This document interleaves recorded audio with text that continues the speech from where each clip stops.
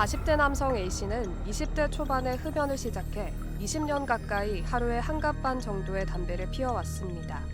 최근 건강검진에서 폐 건강이 악화했다는 경고를 받고 흡연의 심각성을 깨닫고 금연을 결심했는데요. 하지만 혼자서 금연을 유지하는 것은 매우 어려웠기에 금연 클리닉을 방문했습니다. 현재 A씨는 상담을 통해 6개월의 금연 계획을 세우고 열심히 치료 중에 있습니다.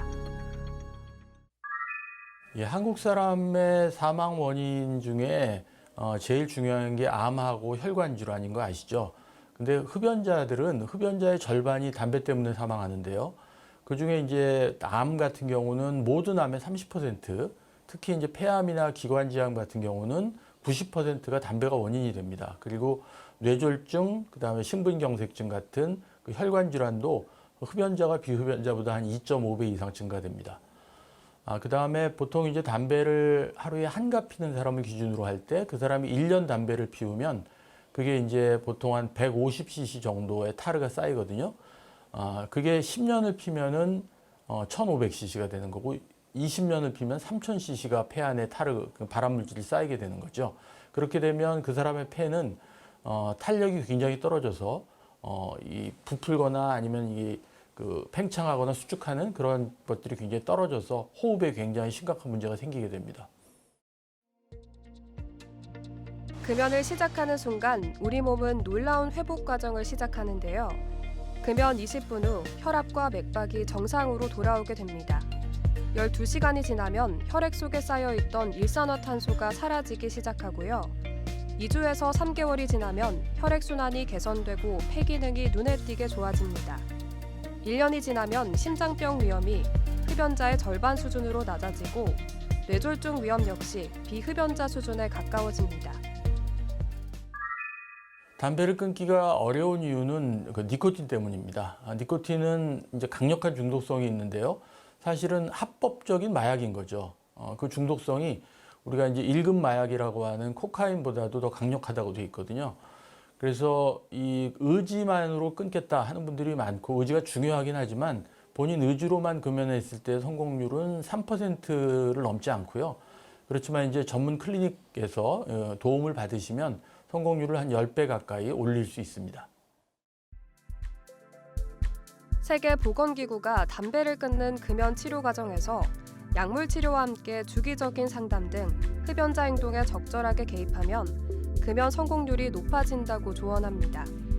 WHO는 약물 치료와 행동 중재를 결합한 방식의 금연 치료법이 효과적이라고 권고했는데요. 행동 중재는 전문가가 흡연자의 행동에 개입하는 방법입니다. 금연 클리닉에 방문하시면 담배 끊는 데 도움이 되는 약물을 받으실 수 있으세요. 그러니까 약 처방을 한다는 얘기인데요. 아마도 담배를 끊는데 이제 니코틴 패치라든지 껌 같은 거를 보건소에서 사용해 보신 분들은 많이 계실 겁니다. 그런데 담배 끊는 약이 있다는 사실은 아직도 모르는 분들이 많으신데요. 이 약은 그 흡연자의 뇌에서 니코틴 수용체를 차단해서 흡연 욕구도 줄여주고 그다음에 담배를 끊었을 때 나타나는 그 금단 현상도 굉장히 완화시켜주는 효과가 있습니다. 원래는 한 달에 한 15만 원 이상 되는 그런 상당히 그 고가의 약인데 지금 이제 건강보험공단에서 1년에 9개월까지 무상으로 지원을 받을 수 있고요. 보통은 한 번 방문하시면 3개월 단위로 해서 금연에 도전하실 수 있습니다. 금연 클리닉을 통한 금연은 전문적인 의료진의 지원과 체계적인 치료 계획이 제공되므로 자발적으로 금연을 시도하는 것보다 성공률이 높은데요. 실제로 자신의 의지만으로 담배를 끊을 확률은 1년에 약 3에서 5%지만 금연 클리닉 등에서 3개월 금연 성공률은 대략 50%입니다. 금연 클리닉에서 치료를 받는 시간은 3개월을 생각하시면 되겠습니다. 보통 새로운 습관, 그러니까 담배를 안 피고 생활하는 습관이 되겠죠. 그 새로운 습관이 형성되는데 다른 것들도 보통 3개월이 걸리거든요. 실제로 그래서 저희가 처방하는 그 금연 치료 약물도 12주간 복용을 하도록 되어 있고요. 그렇다고 매일 올 필요는 없고 보통 짧게는 2주, 그다음에 길게는 4주에 한 번 정도 병원을 방문하시면 되기 때문에 3개월 동안 최소한 3번 정도 방문하시면 충분한 치료를 받으실 수 있습니다.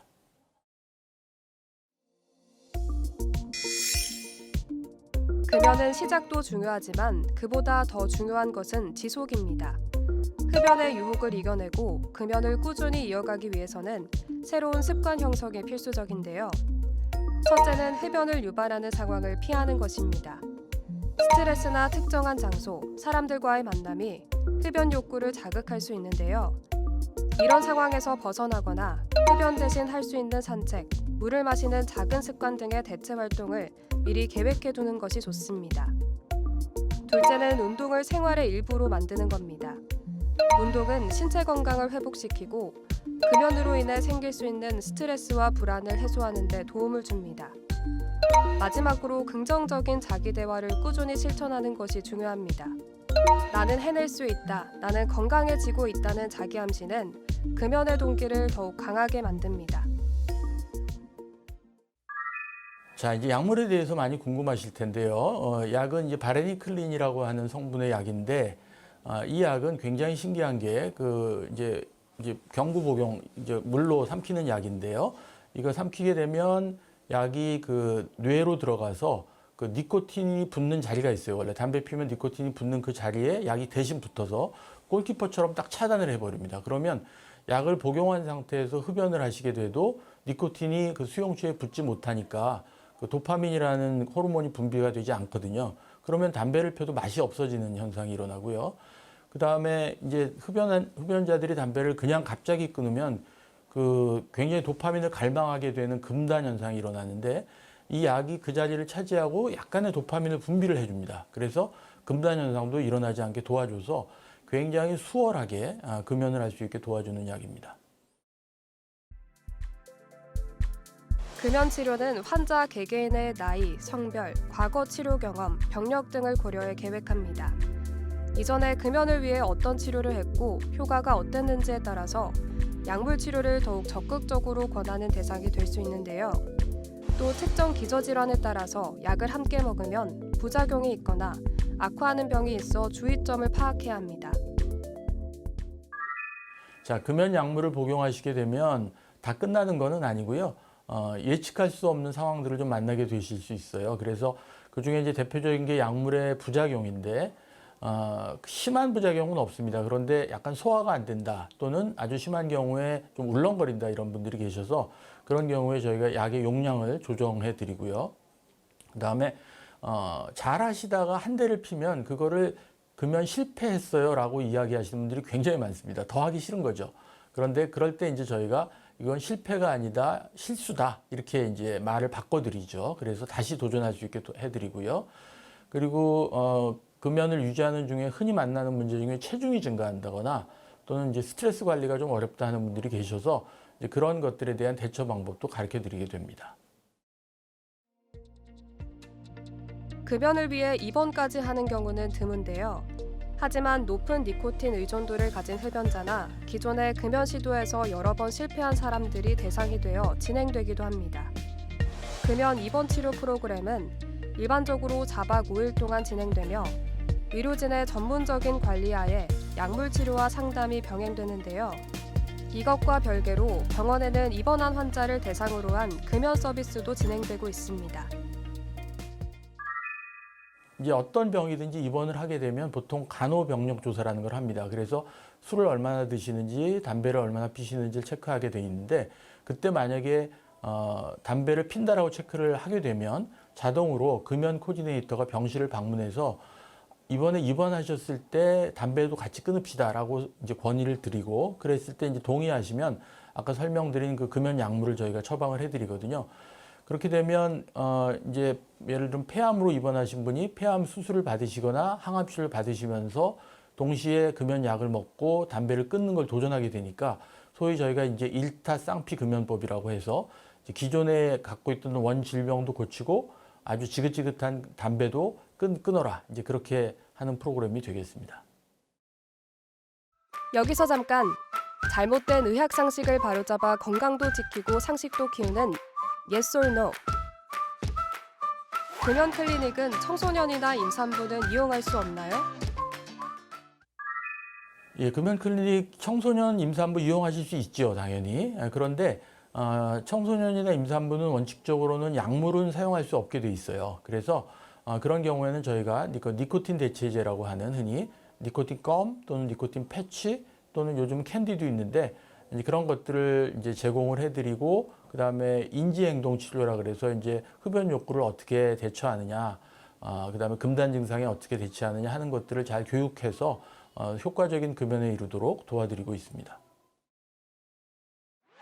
잘못된 의학상식 깨치기 Yes or No. 두 번째. 연초보다 전자담배가 몸에 덜 해롭다는데 사실인가요? 전자담배가 연초보다 더 해롭다라고 보지는 않습니다. 그거는 실제 그 흡연자의 몸으로 들어가는 그 여러 가지 타르나 발암물질의 양으로 보면 특히 이제 니코틴이 주성분인 액상형 전자담배의 경우에는 연초보다는 몸에 들어가는 독성물질의 양이 적습니다. 그런데 같은 담배를 불을 붙이지 않고 이렇게 전자기기에 꽂아서 피우는 그런 그 가열담배, 관련형 전자담배라는 게 이제 사실은 많이 사용하시죠. 그 제품은 담배와 똑같이 타르나 발암물질 같은 각종 그 유해물질들이 몸으로 들어가니까 연초랑 비슷한 제품이라고 보시면 됩니다. 금연에 성공한 사람들의 공통적인 요인은 지속적인 상담과 적극적인 의지입니다. 금연을 시작하고 꾸준히 치료와 상담에 참여하면서 심리적인 지지를 받아 금연 유지 동기를 강화한 것이 큰 요인인데요. 또한 금연을 유지하기 위한 다양한 방법을 배우고 이를 실천하는 것이 성공에 중요한 역할을 합니다. 자, 금연하라고 하시면 보통 다들 동의는 하지만 당장은 못 끊겠다는 분들이 대부분이신 것 같아요. 뭐 스트레스가 너무 많다, 조금 더 이제 나중에 끊겠다 이런 분들이 많은데 그렇게 그냥 고민하다가 자고 나면 파파 노인이 됩니다. 그래서 너무 또 나이가 드신 상태에서 금연을 하면 금연의 이득이 거의 없거든요. 한 살이라도 젊을 때 끊는 게 정말 중요하고 그러시려면 그 개인의 의지만 의지하지 마시고 클리닉 방문하셔서 전문가의 도움을 받고 성공률을 높이시고 건강을 되찾으셨으면 좋겠습니다.